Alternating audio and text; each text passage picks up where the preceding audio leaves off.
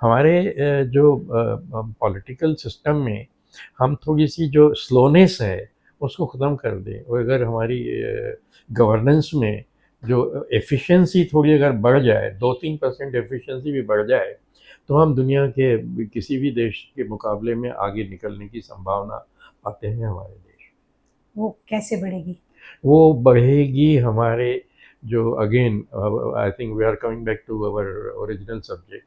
वो ये है कि जो डेमोक्रेसी की डिकेइंग वैल्यूज़ हैं और जो गवर्नेंस के सिस्टम है उसको हमें सिस्टम को हमको इम्प्रूव करने की ज़रूरत होगी। हमें व्यक्तियों के चरित्र पे बातचीत करने से बच कर के और हमने जो सिस्टम एडॉप्ट किया है अपने देश में और वो सिस्टम ये है कि आज़ादी के बाद हमारे उस वक़्त के प्रधानमंत्री पंडित जवाहरलाल नेहरू ने जो ब्रिटिश सिस्टम के जो गवर्नेंस के रूल्स थे उनको कैरी फॉरवर्ड किया। उस वक़्त के परिस्थितियों के अनुसार यह आवश्यक था। लेकिन 10 या 20 साल, 15 साल के बाद हमें उस सिस्टम को एक आज़ाद देश के लिए जो गवर्नेंस का सिस्टम होना चाहिए, उसमें परिवर्तित करना चाहिए था।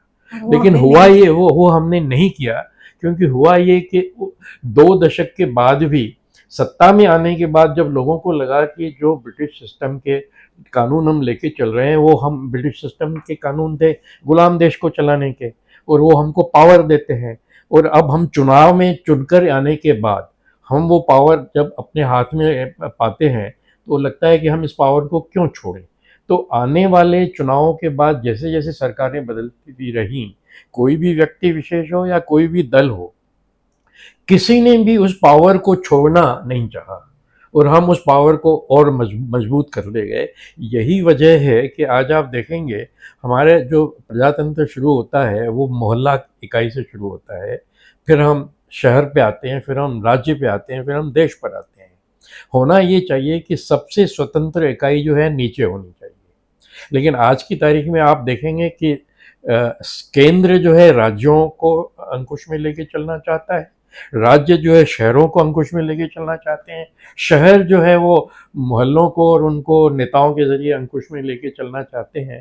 तो ये जो अंकुश में लेकर चलने की मानवीय कमज़ोरी है, इस कमज़ोरी से ऊपर उठ कर के हमें जो सिस्टम है, उस सिस्टम में ऐसा परिवर्तन लाना पड़ेगा कि जो ब्रिटिश सिस्टम को हमने अडॉप्ट किया और जो सीआरपीसी और ये जितने कानून हमने चले, तो 70 साल के बाद भी हमने उसमें कोई बहुत बड़ा परिवर्तन नहीं किया है और उस कानूनों को बदल करके हमारी प्रजातांत्रिक प्रणाली एक स्वतंत्र देश के लिए जिसमें वोट देने के बाद भी नागरिक को लगे कि मैं इस शासन का अंग हूँ और मेरी बात सुनी जा रही है और मेरा महत्व है।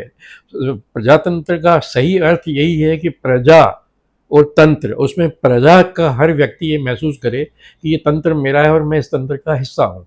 लेकिन हुआ ये है कि अब प्रजातंत्र जो है हमने जो स्लेव नेशन को चलाने वाले सिस्टम को उसमें थोड़े बहुत चेंजेस करके उस पावर को अपने हाथ में रख कर के और उसी पावर के अंदर हम शासन प्रणाली को चला करके एक वोट लेकर के, मतलब वोट लेना ही डेमोक्रेसी है, बस इसके आगे हम प्रजा का पार्टिसिपेशन इन गवर्नेंस जो होना चाहिए उसको हमने कभी कोई इम्पोर्टेंस नहीं दिया है और उसकी वजह से ये हुआ कि 70 साल बाद भी हमें हमारे जो गवर्नेंस सिस्टम में जो हमें सुधार लाने चाहिए, ना हम उस पर चर्चा कर रहे हैं, ना हम उसको एक स्वतंत्र देश के लिए जो प्रणाली चाहिए उसमें पूरी तरह से बदल नहीं पाए हैं और ना हम उस बारे में अभी गंभीर विचार भी नहीं कर रहे हैं।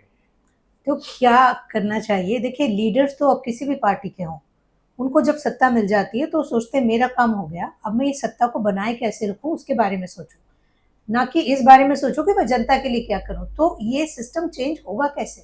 ये सिस्टम चेंज बहुत आसान नहीं है और बहुत मुश्किल से चेंज होगा क्योंकि सबसे पहले तो ये जो है ना वोट लेकर के एक बार जीत गए और उसके बाद सत्ता और नागरिक में कोई संपर्क ही नहीं है। तो सबसे पहले तो हमें ये ख़त्म करना होगा तो और ऐसा दूसरा कैसे कैसे करेंगे? क्या जनता को क्या करना चाहिए? क्या हमें ये देखना होगा कि नेताओं के लेवल पे हम कुछ नहीं कर पा रहे हैं अभी? हम्म। है ना?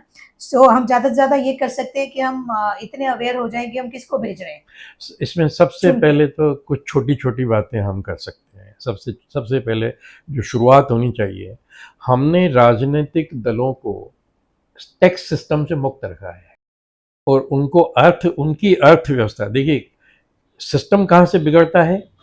सिस्टम बिगड़ता है कि आपके प्रजातंत्र में चुनाव प्रणाली जो है, निष्पक्ष हो और उसके लिए आवश्यक है कि धन और साधनों में अंतर नहीं हो। हुँ, शासन में रहने वाला दल और शासन में नहीं रहने वाला दल, और वो अंतर अगर यानी जिसको कहते हैं ना कि बराबरी दौड़ बराबरी की हो, तो वो सत्ता में रहने वाले दल और सत्ता में नहीं रहने वाले दल, कोई भी राजनीतिक दल हो, कभी कोई रहा कभी कोई रहा, तो उसको जो एडवांटेज सत्ता में रहने वाले दल को मिलता है और जो जो नहीं है उसको जो नेगेटिव नुकसान होता है। नुकसान होता है, तो पहला तो वो मिटाना संभव अभी नहीं है। दूसरा ये है कि राजनीतिक दलों के जो